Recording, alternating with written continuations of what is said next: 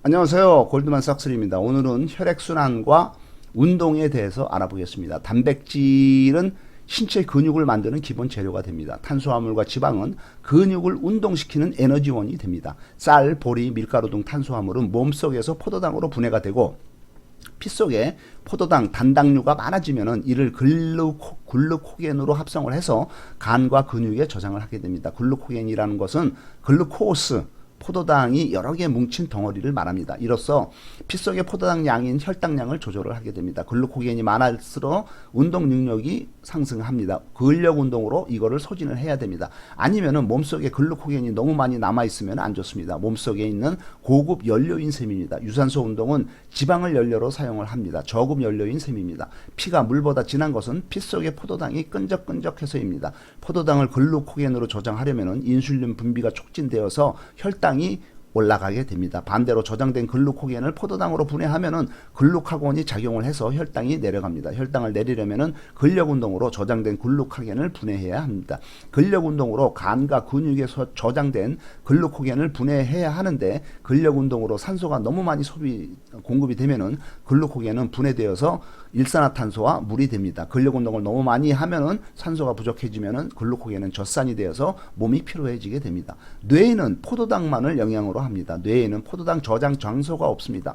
코르티솔이 끊임없이 포도당을 공급해 주어야 합니다. 스트레스가 적당량이면 기억력이 강화되지만은 스트레스가 지나치면은 뇌는 기억을 다 지워버리게 됩니다. 스트레스가 심각하면은 뇌가 여기에 집중함으로 다른 기억이나 활동은 전부 무시됩니다. 학습이 힘들어지고 비상시 평소 잘 알고 있던 소소한 것조차 기억이 나지가 않습니다. 석기시대 인류는 하루에 10km 이상을 걸었습니다. 지금 우리의 에너지 소모량은 그들의 30%도 못 됩니다. 외로움은 생존을 위협합니다. 더불어 같이 살아야 오래 삽니다.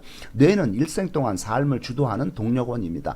1.4kg밖에 안 되는 세포 덩어리입니다. 삶이란 것은 손자를 보고 웃거나 교통체증에 짜증을 내는 거나 모든 그 삶이 뇌신경세포와 시냅스의 작용입니다. 뇌는 임신 3주째 형성되고 튜브 모양의 한쪽 끝은 촉수가 되고 다른 쪽 끝은 뇌가 됩니다. 뇌에 산소 공급이 줄면은 신경세포와 신경섬유다발이 손상이 됩니다. 코르티솔의 감소는 뇌를 위축시킬 수가 있습니다. 혈액순환만 잘 되면은 무병장수할 수 있습니다. 고혈압은 혈관이 막혀서 피가 잘 안 돌아 심장에 무리가 가게 됩니다. 당뇨병은 피 속에 끈적끈적한 당분이 많아서 글루코스, 피가 잘 안 돌아가서 생깁니다. 고지혈증도 피 속에 끈적끈적한 지방질이 많아서 피가 잘 안 돌게 됩니다. 암은 어둡고 이산화탄소와 찬 곳을 좋아하는데 피가 산소를 전달 안 해서 생기게 됩니다. 심근경색과 뇌졸중도 심장과 뇌에 피가 전달이 안 되어서 산소와 영양분 전달이 잘 안 돼서 생기게 됩니다. 물론 피가 잘 돌아야지만은 산소와 영양분을 충분히 공급하고 우리 몸속에 생긴 노폐물과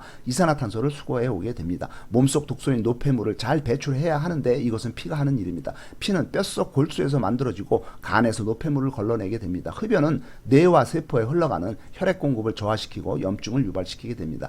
피가 만들어지는 곳이 뼛속 골수이므로 뼈가 따뜻해야 합니다. 우리 몸과 뼈가 차가우면은 단백질, 칼슘, 지방, 요산 등이 굳어지고 이들이 뼈 구멍 속에 달라붙어서 통로가 좁아지고 염증이 생기고 혈액순환 장애를 일으켜서 질병을 유발합니다. 몸이 차가워서 칼슘이 굳으면 담석이 되고 요산이 굳으면 요로결석이 되고 지방이 굳으면 뱃살이 됩니다. 몸이 따뜻하면은 이것들이 다 녹아서 영양분이 내 몸속으로 분배가 됩니다. 몸이 따뜻하면은 단백질, 고기 같은 것은 열과 에너지, 근육으로 바뀌지만은 몸이 차가우면은 딱딱하게 굳어져서 염증과 질병으로 바뀌게 됩니다. 뼛속이 차가워지면 통증이 생기게 됩니다.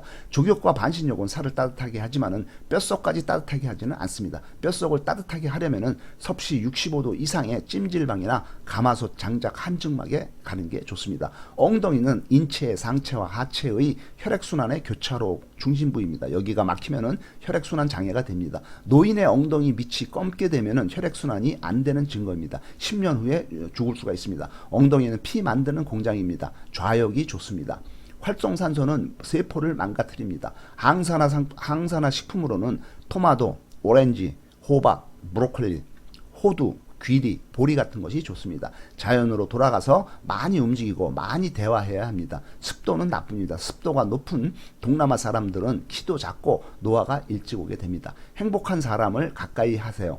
행복과 불행은 전염이 됩니다. 세상에서 일어나는 일과 타인에게 진심으로 관심을 가져야 됩니다. 다양한 문화와 다양한 세대의 사람들과 교제하고 네트워크를 형성해야 됩니다. 당신의 오래된 아이디어를 실행을 하는 게 좋습니다. 당신의 관점을 주변 사람들과 공유하는 것을 두려워하지 마십시오. 토론에 참가를 해야 됩니다. 운동만이 살 길입니다. 운동은 몸속의 산화물질인 자유 라디칼과 폐기물을 제거를 합니다. 신경세포, 뉴런 간의 연결도 강화를 해주고 운동을 하면은 똑똑해지게 됩니다. 걷기가 제일 좋습니다.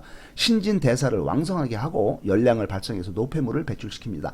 약초 때문에 암이 낫는 게 아니라 산속을 헤매고 돌아다녀서 몸에 열이 나서 병이 낫는 것입니다. 뱃살을 빼려면은 첫째로 근력을 늘려야 합니다. 둘째, 하루에 4번 조금씩 먹습니다. 셋째, 사과를 하루에 2-3개 먹어서 지방을 배출합니다. 넷째, 물을 하루에 2리터 이상 많이 마십니다. 다섯째, 정제, 밀가루, 가공식품, 단 거를 먹지를 않습니다. 여섯 번째, 좋은 음식으로는 사과, 바나나, 샐러리, 조개, 아보카도, 체리, 토마토, 연어, 생강차, 그릴 요거트, 달걀, 파프리카, 자몽, 참치, 생강, 귀리, 식초, 견과류, 해조류 이런 것들이 몸에 상당히 좋습니다.